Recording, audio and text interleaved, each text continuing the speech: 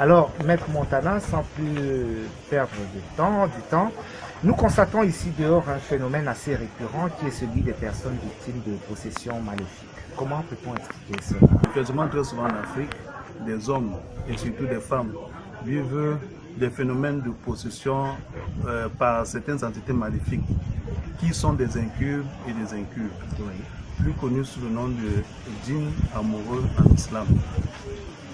Alors, le djinn amoureux est un esprit démoniaque qui vit et se cache dans le corps de sa victime et la prend comme son hôte. Donc, il habite, il fait de son corps sa maison.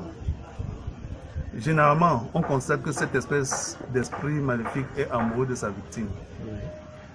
Il est d'un amour maladif et est extrêmement possessif. Il essaye par toutes ses forces de la posséder et de contrôler sa vie. Il se raccorde au cœur pour avoir une emprise sensationnelle. Cette entité diffuse la mélancolie, la tristesse, la colère et plusieurs sensations négatives pour affaiblir le cœur de sa victime. Plus longtemps il habite le corps de la victime et plus il a le contrôle sur elle. Une emprise sur son corps, sa tête et sa vie. Alors, dites-nous, Maître Sango Montana, quel est le type de personne qui est susceptible d'être possédée? Je veux dire, sur quel genre de personne, pour le dire couramment, peut-on trouver ce genre de démon?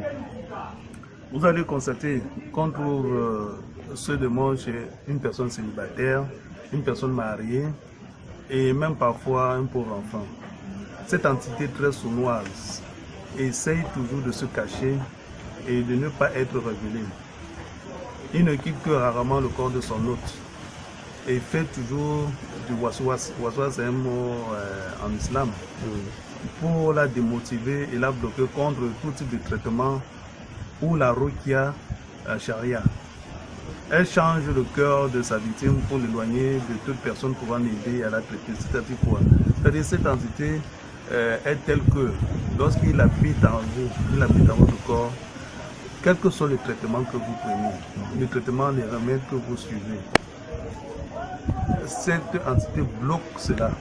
Vous faites la ruqya ou bien la charia, ça ne vous atteint pas parce que cet esprit a mis une barrière, un blocus.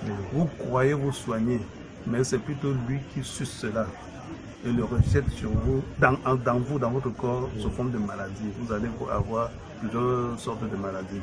Dans le même ordre d'idée, on parle souvent des djinns amoureux et des djinns de sorcellerie. Quelle est la différence entre le djinn amoureux et le djinn de sorcellerie? Le serviteur d'une sorcellerie entre dans le corps du patient avec la venue de la sorcellerie.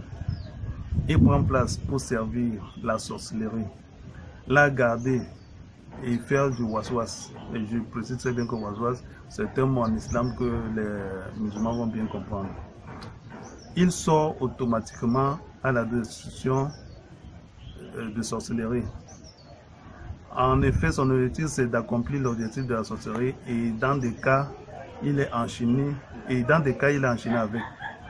Quant au djinn, parce que là j'ai parlé de la sorcellerie. Oui, le djinn de sorcellerie. Maintenant, quant au djinn amoureux, il prend place dans le corps de sa victime avec sa propre volonté de posséder le corps du malade. Même si sa victime possède une sorcellerie, le djinn amoureux va utiliser cette dernière comme source de pouvoir qui va le renforcer et à rester dans le corps et d'avoir une emprise totale avec le temps. Alors, les types de sorcellerie qui renforcent le djinn amoureux, je vais les citer. Et il y a les blocages de mariage. Vous allez voir des femmes qui se plaignent et n'arrivent pas à se marier. Des hommes qui se plaignent n'arrivent pas à se marier, n'arrivent pas à se retrouver dans un foyer, à trouver le bonheur d'être dans un foyer. Les blocages d'enfantement. Une femme qui est là, qui depuis n'arrive pas à concevoir. Parfois elle a des fausses couches, parfois elle ne conçoit même pas du tout. Les divisions dans les familles. Les divorces de couple, c'est-à-dire pour ceux qui sont mariés, on s'arrête à ce que ce couple se déchire et se sépare. Et il y a la sorcellerie de l'amour, l'impossibilité de trouver l'être aimé. Il y a la sorcellerie de la fornication, c'est-à-dire quand ce djinn amoureux, ce mauvais esprit, vous met la sortie de la fornication, il y a le désordre sexuel. Oui. Et si la femme devient une prostituée, elle se livre à tout va, au premier venu. Et il y a la sorcellerie de la soumission, donc cette personne devient totalement soumise, impossible De s'élever, de lever la tête. De prendre des décisions. Oui. Et il y a la société de la protection de la divinité. Vous savez que chez les musulmans, de la divinité, de la virginité. Virginité. Oui. Chez les musulmans, il est demandé à toute fille de respecter, de protéger sa virginité jusqu'au mariage. Oui. C'est très important. Alors le djinn amoureux, lorsqu'il pénètre une jeune fille, il va la pousser absolument à ce qu'elle viole cette loi. Si bien que pour celles dont les familles voulaient absolument que la fille, leur enfant, aille au mariage étant toute vierge, le djinn amoureux va faire, bien, cette fille va faire à ce que elle perde sa virginité. Là, mystiquement ou bien non, elle se livre au premier venu. D'accord.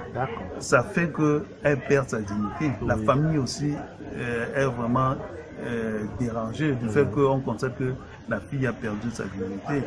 Parce que dans certaines cultures, lorsqu'une fille n'est plus vierge, elle ne faut plus rien. Tout à fait. Voilà. Elle est bannie, elle est presque au banc de la communauté. Alors, et généralement, le mauvais esprit ou le djinn amoureux se lie aux sorcelleries sales qui sont adorées par les démons comme les sorcelleries faites avec du sang. C'est quoi ça dit les choses de sorcellerie, les choses mystiques qu'on fait avec le sang. Tel que j'ai peut-être un mouton. Non. Ok. Égorger un mouton, c'est un sacrifice. Et on fait un sacrifice de mouton de sang pour des choses positives. Oui. Quand je dis des choses de sang, il y a des choses telles que qu'est-ce que vous voulez dire? Les menstrues. Voilà, les menstrues. Oui. Il y a les menstrues. Il y a des choses comme on appelle les crimes rituels. Oui.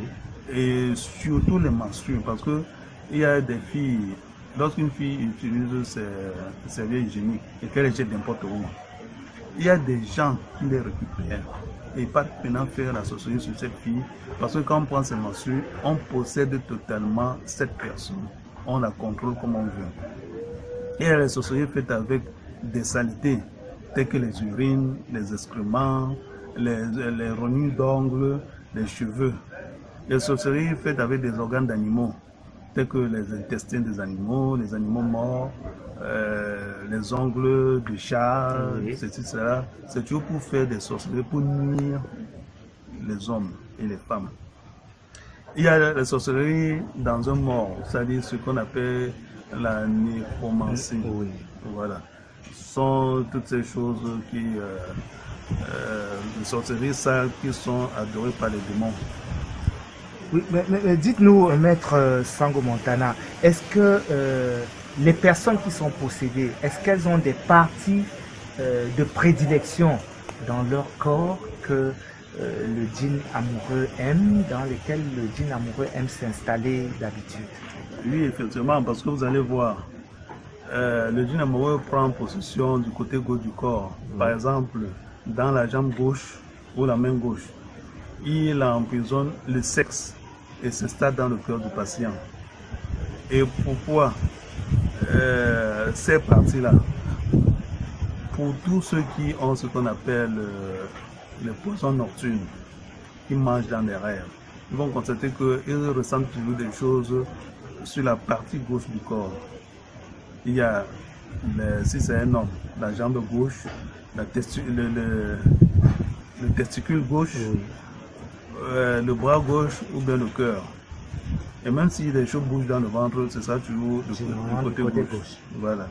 Et puis maintenant, ça va même jusqu'à la faiblesse sexuelle. Alors, c'est alors généralement des endroits proches du karine pour qu'il s'impose avec le waswas. Là, c'est pour que ceux qui sont musulmans puissent comprendre.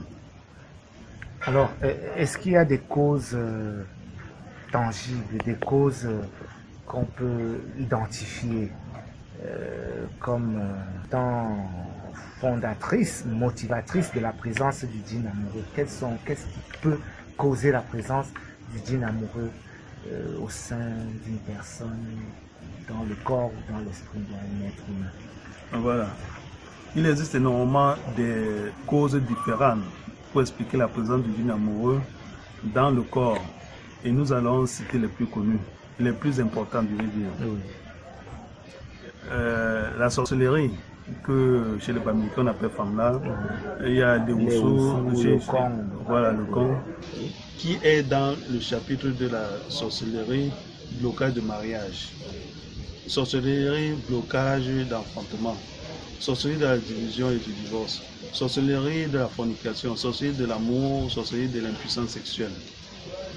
Il y a la sorcellerie mangée avec le sang, des règles ou avec du sperme.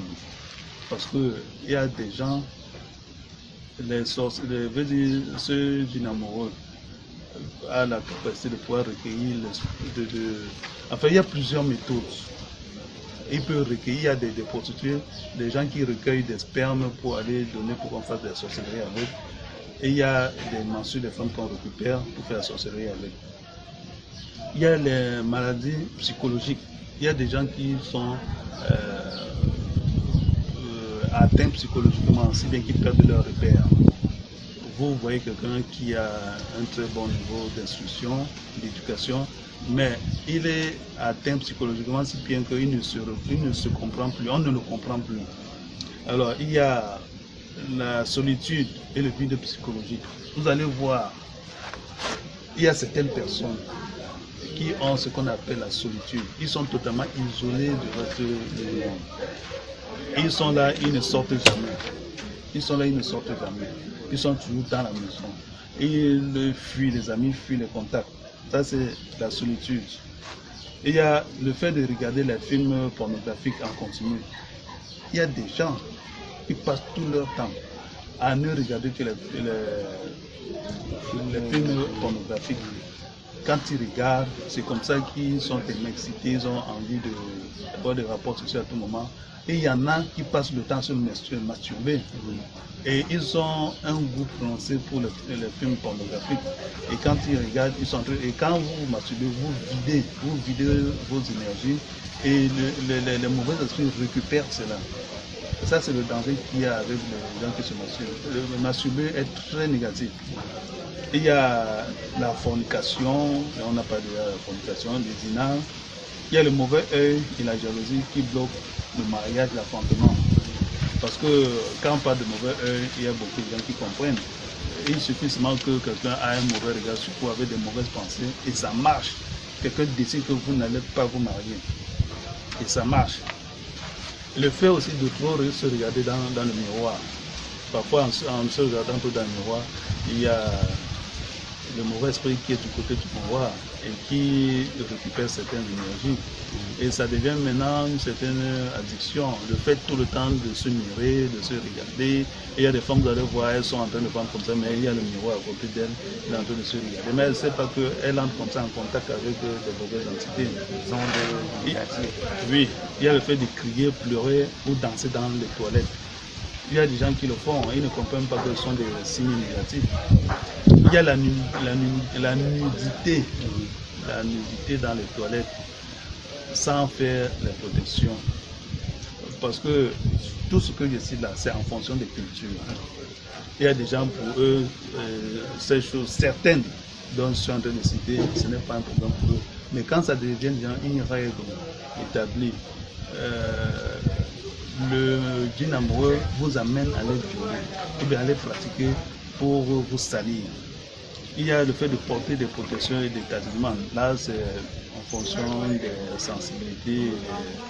Je dis le fait de porter des protections et des talismans. Parce que chez d'autres personnes, ça ne cause aucun problème. Alors, il y a aussi la sorcellerie dans les maisons. Vous achetez votre maison, vous êtes dans votre maison, on vient gâter la maison. Il y a des sorciers qui viennent faire des réunions sur votre toiture. Ce qui fait que dans la maison, il y a des échecs, des enfants qui ont tous des problèmes, les problèmes dans le couple, et ainsi de suite, ainsi de suite, ainsi de suite. Et le problème même du travail. Alors, le fait aussi de le fait de faire des pactes avec les démons. Il y a des gens qui sont prêts à vendre leur âme au diable.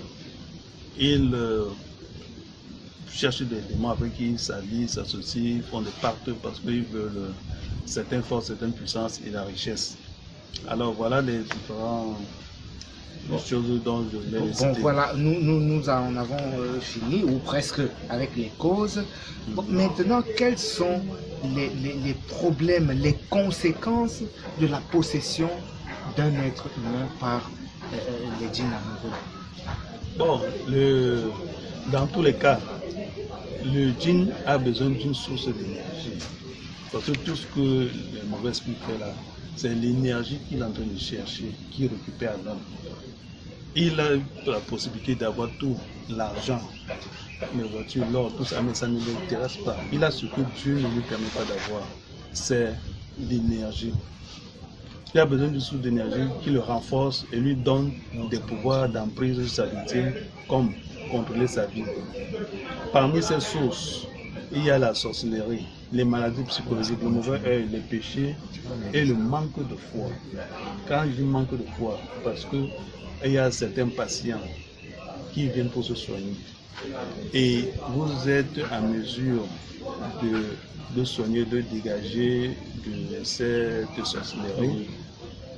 D'abord, il est avec vous, mais dès que vous finissez de parler, il n'est plus avec vous. Parce que c'est ce mauvais esprit qui met cela dans son cœur. De ne pas vous croire, parce que le doute.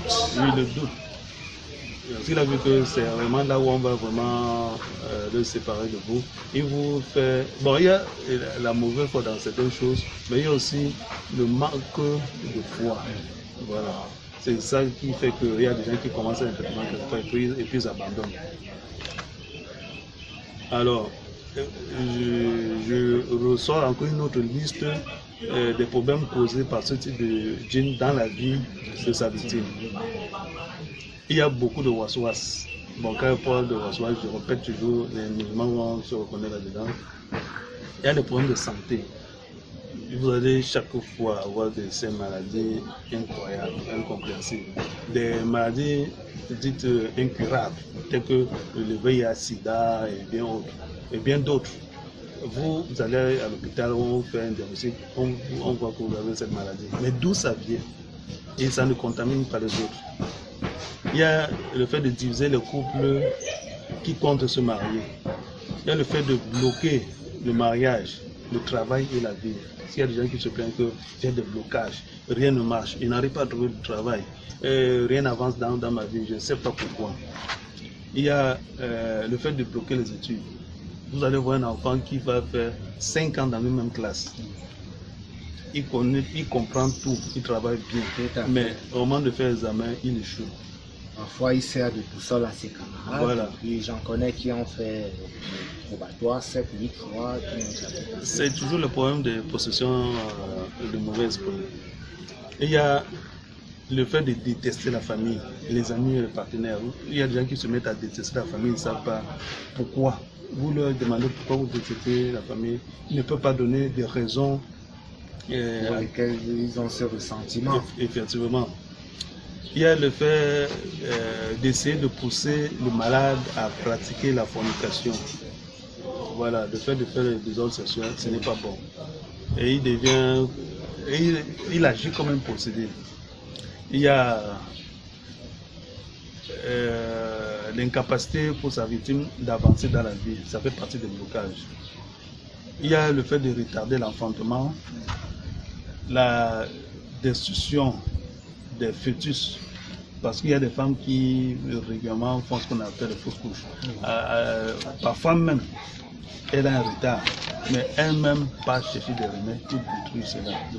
Parfois même, elle ne le fait pas volontairement, mais elle peut prendre certaines substances sans le savoir, qui viennent détruire le fœtus. C'est ce mauvais esprit qui les pousse à faire cela inconsciemment. Il y a l'impuissance sexuelle. Vous allez voir dans la vie, lorsque l'homme n'a pas sa virilité, il perd son autorité. C'est pour cela que vous allez voir beaucoup de gens ont ce qu'on appelle l'impuissance sexuelle. Ceux qui ont l'impuissance sexuelle ont toujours des problèmes dans leur couple. C'est toujours comme ça. Et quand vous êtes un homme et que vous avez perdu votre virilité, vous avez même peur de parler à la femme. Et quand vous parlez, même la femme vous méprise. Et c'est pour cela que le djinn amoureux vous tient au niveau du sexe et vous fait avoir ce qu'on appelle l'impuissance sexuelle. Il y a la froideur dans la relation du couple. Vous allez voir, dans certains couples, le couple est là, mais il y a une froideur entre eux. Ils ne se parlent pas, même s'ils se parlent, il y a toujours la tension dans l'air. Parfois, ils sont là comme des étrangers.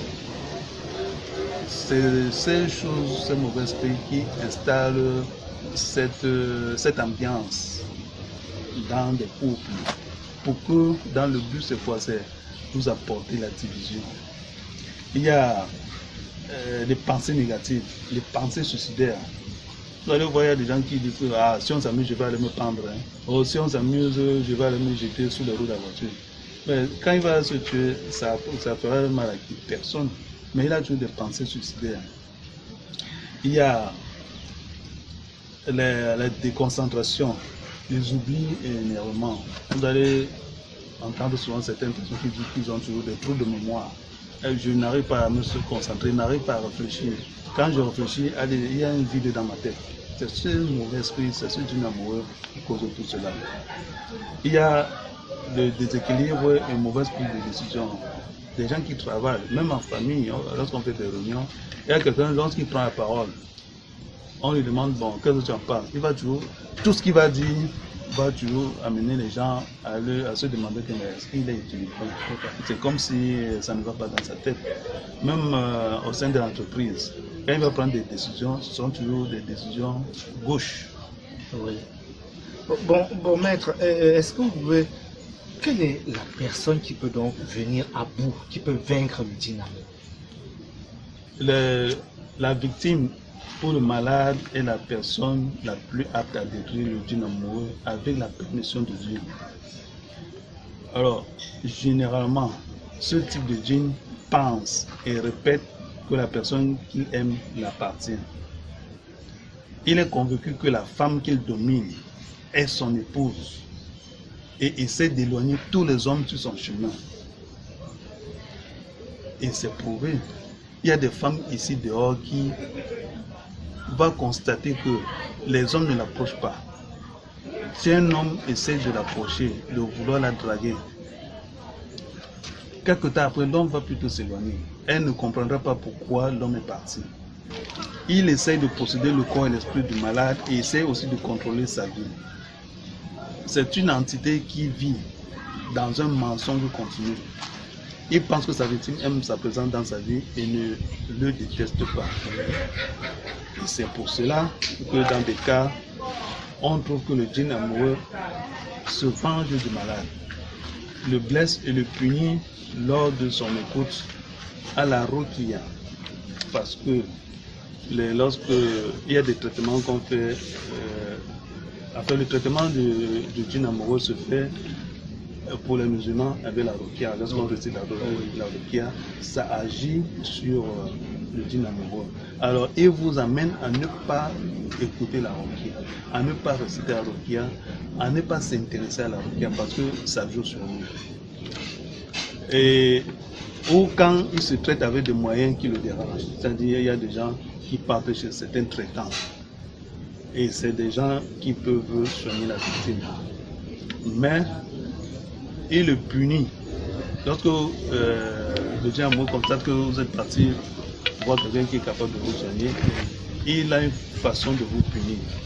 Et dans d'autres cas, on trouve que le djinn amoureux croit que le malade ne le combat pas exprès, mais qu'il se traite sous la pression de sa famille ou du raki.